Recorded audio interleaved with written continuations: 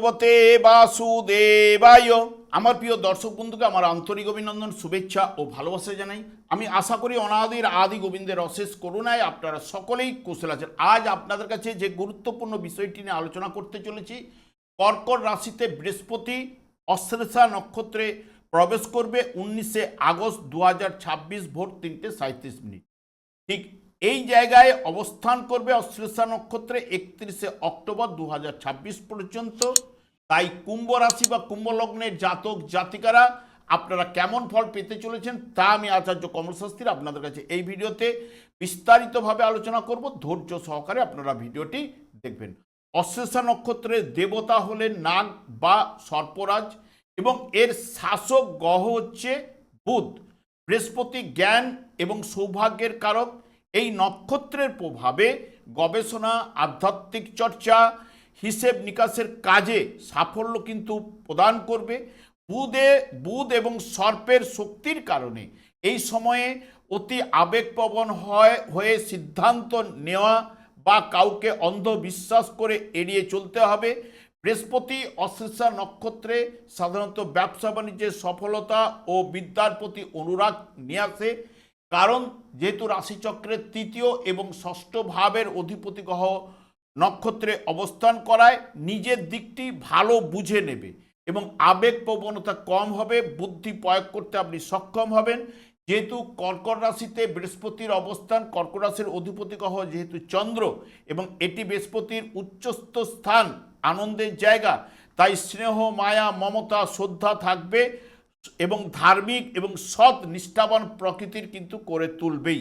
বর্তমানে দেখুন কুম্ভ রাশি বা কুম্ভ লগ্নের জাতক জাতিকাদের ঠিক ষষ্ঠ ভাবে বৃহস্পতি অবস্থান করবে। বৃহস্পতি আপনাদের ক্ষেত্রে অর্থভাবের অধিপতি গ্রহ এবং লাভ ভাবের অধিপতি গ্রহ। ঠিক বৃহস্পতি আপনাদের ষষ্ঠ একাদশভাবে দৃষ্টি প্রদান করবে এবং তার সঙ্গে সঙ্গে দ্বাদশভাবে দৃষ্টি প্রদান করবে এবং আপনাদের অর্থভাবে দৃষ্টি প্রদান করবে। এবং আপনাদের যেহেতু শুভ কারক গ্রহ বুধের নক্ষত্রে কিন্তু প্রবেশ করছে বৃহস্পতি, সেই বুধ আপনাদের ক্ষেত্রে পঞ্চম ভাবের অধিপতি গ্রহ এবং অষ্টম ভাবের অধিপতি গ্রহ। ঠিক এই সময়কালীন 19 আগস্ট থেকে 31 অক্টোবর পর্যন্ত আপনাদের ষষ্ঠ, সপ্তম, অষ্টম এবং নবম ভাব দিয়ে বুধ কিন্তু গমন করবে। ষষ্ঠ ভাব থেকে সাধারণত রোগ, ঋণ, শ্রম করার ক্ষমতা, খাদ্য, প্রমোশন, মাতুল, প্রতিযোগিতায় জয়লাভ ইত্যাদি ইত্যাদি এই ষষ্ঠ ভাব থেকে কিন্তু বিচার বিশ্লেষণ করা হয়ে থাকে। কুম্ভ রাশির জাতক জাতিকাদের জন্য অত্যন্ত গুরুত্বপূর্ণ এবং প্রভাব বিস্তারকারী কিন্তু হতে চলেছে। ষষ্ঠ ভাবটি একটি চ্যালেঞ্জিং স্থান হলেও বৃহস্পতি এখানে অত্যন্ত শক্তিশালী উচ্চস্থ হওয়ায় এটি আপনার বাধা বিপত্তি কাটিয়ে ওঠার এক অদ্ভুত শক্তি কিন্তু বৃহস্পতি প্রদান করবে। অশ্লেষা নক্ষত্রের অধিপতি গ্রহই হলেন বুধ এবং এর প্রতীক হলো সর্প। একটি গভীর বুদ্ধিমত্তা, নীতি ও গোপন কৌশলতা নির্দেশ করে এই নক্ষত্রের মাধ্যমে। আপনার গুপ্ত শত্রু বা প্রতিযোগীরা এই সময় মাথা চাড়া দেওয়ার চেষ্টা করলেও আপনার তীক্ষ্ণ বুদ্ধির কাছে তারা কিন্তু পরাস্ত অতি অবশ্যই হবে।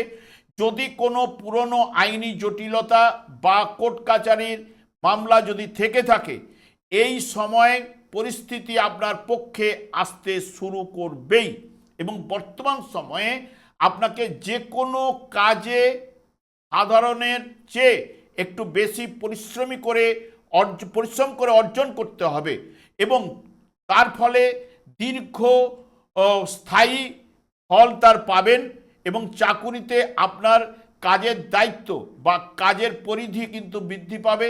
আপনার বস বা আপনার ঊর্ধ্বতন কর্মকর্তার আপনার পরামর্শ এবং সিদ্ধান্তে আপনাকে প্রশংসা কিন্তু করবে।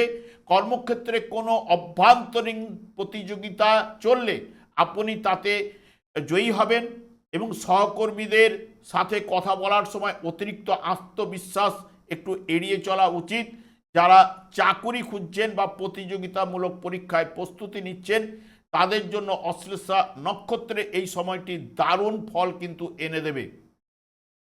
যেহেতু ধনপতি এবং লাভপতি গ্রহ ষষ্ঠভাবে আয়ের ক্ষেত্রেও দৃষ্টি প্রদান করবে, আপনাকে অনেক বেশি শৃঙ্খলা বা ডিসিপ্লিন বজায় রাখতে কিন্তু হবে। ঋণ পরিশোধ করতে আপনি পারবেন, কাজকর্মে যোগাযোগও কিন্তু বাড়বে এবং মানসিক স্বস্তি লাভ এবং রোগ থেকে আপনাকে সুনাম লাভ কিন্তু নিয়ে আসবে, রোগ থেকে মুক্তি লাভ কিন্তু আপনাকে নিয়ে আসবে। এবং পূর্বজন্মে কারো যদি অর্থ নিয়েছিলেন বা সাহায্য নিয়েছিলেন, তা যদি পরিশোধ না করে থাকেন, তাহলে বর্তমান সময়ে বা বর্তমান জন্মে আর্থিক দায়বদ্ধতা বা মেটাতে আপনি বাধ্য হবেন এবং নিজের কাছের মানুষের সঙ্গে আপনি বিবাদে কিন্তু জড়িয়ে পড়বেন। আমি আর দীর্ঘায়িত না করে আমি আচার্য কমল শাস্ত্রী প্রত্যেক বুধবার এবং সুপার সন্ধ্যা 8:30 এই ইউটিউব চ্যানেলে লাইভ অনুষ্ঠান করে থাকি। ঠিক ওই সময় আমাকে ফোন করলে আপনারা নিজেদের ভাগ্য বিষয়ে জানতে পারবেন। তাছাড়া বিভিন্ন ধরনের ভিডিও আপলোড করে থাকি, সেগুলি পাওয়ার জন্য আমার চ্যানেলকে সাবস্ক্রাইব করে বেল আইকনে ক্লিক করে রাখুন। যখন আমি লাইভ অনুষ্ঠান বা যে কোনো ভিডিও আপলোড করলে আপনাদের নোটিফিকেশন পৌঁছে যাবে। আমি অনাদির আদি গোবিন্দের কাছে প্রার্থনা করি আপনারা ভালো থাকুন, সুস্থ থাকুন, আনন্দে থাকুন। আজ এই পর্যন্ত, পরে ভিডিও দেখা হচ্ছে। নমস্কার।